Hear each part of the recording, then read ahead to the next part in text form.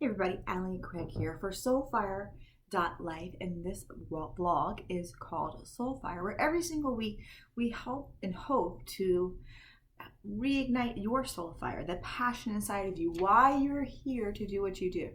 More than just a career or a profession, it's about truly igniting your passion so that way you can go out and change the world and know in the end that your life truly did matter.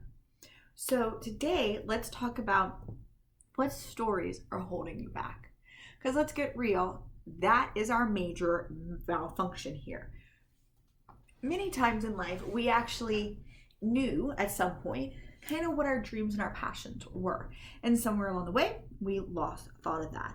So if you're not seeing the success that you want, if you're not seeing what you thought your life was going to be, I'm going to bet you have a story that has gotten you off track.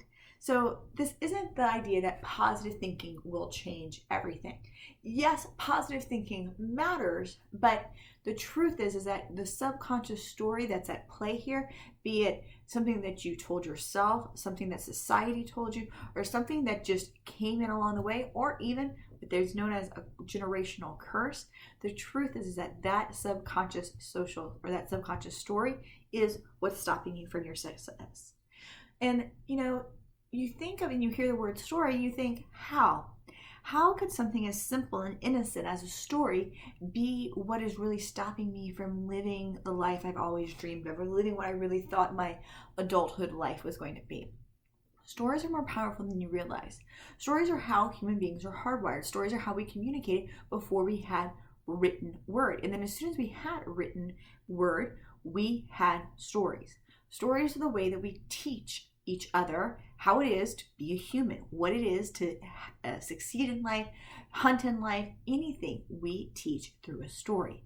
Stories are powerful because it engages all the senses.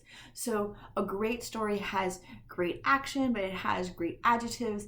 It engages your visual sense, your auditory sense, your smell, your touch, all of that. All of those are stimulated by the types of words that are used or the visuals used in the story. And in doing that, we are using our brain to the story's advantage, meaning that in that moment, the story becomes more memorable because it has engaged the senses, making more blood flow go to this current memory.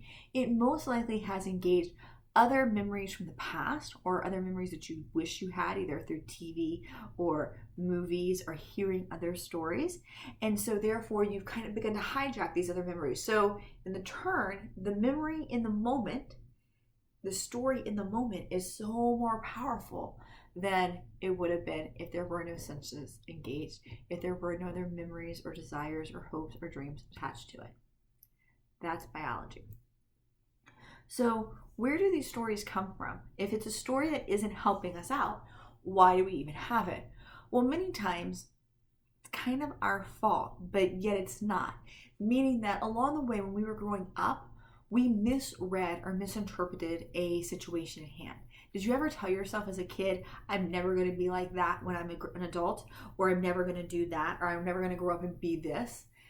Those moments where we made these declarations, either because we didn't understand the real situation at hand, or we were hurt, or it wasn't the right answer to the situation. But we didn't realize that because we didn't have the depth or the wisdom that comes with being an adult.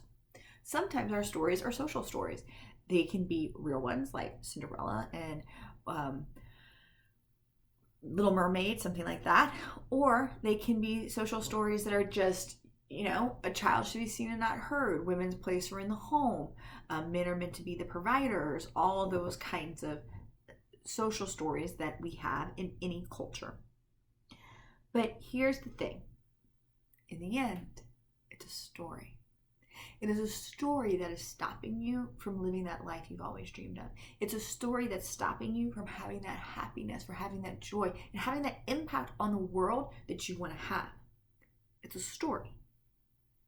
You can rewrite the story. And it really is as simple as that.